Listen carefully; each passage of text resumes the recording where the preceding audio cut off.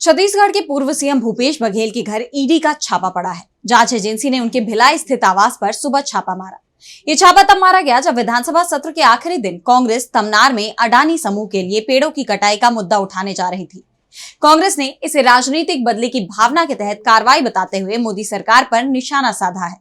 तो क्या है पूरा मामला और क्या सचमुच राजनीतिक दुर्भावना के तहत बीजेपी के इशारे पर की गई ईडी की ये कार्रवाई, जानेंगे इस रिपोर्ट में।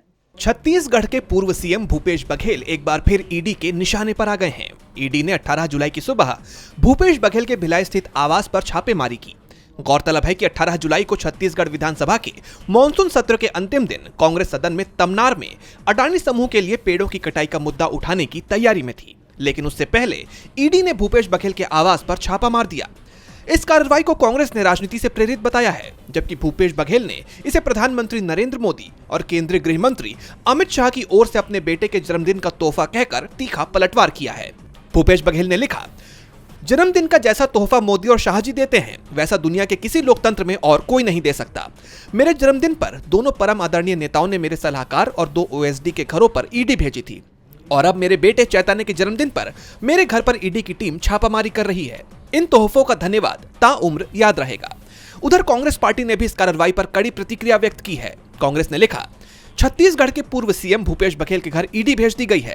Narendra Modi ED, CBI, IT को अपने पालतू की तरह इस्तेमाल कर रहे हैं।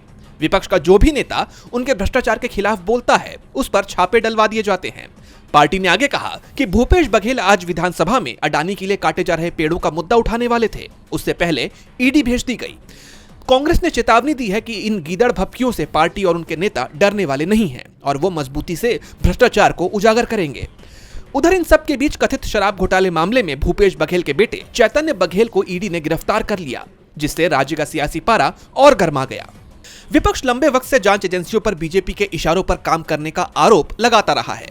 इस घटना को भी कांग्रेस केंद्र सरकार की तरफ से विपक्षी नेताओं को निशाना बनाने की बीजेपी की रणनीति के तौर पर देख रही है, खासकर उन मौकों पर जब वो सरकार को घेरने की कोशिश करती है। विधानसभा सत्र के आखिरी दिन अचानक हुई इस कार्रवाई से राज्य की सियासत गर्मा गई है। डीबी लाइव की रिपोर्ट।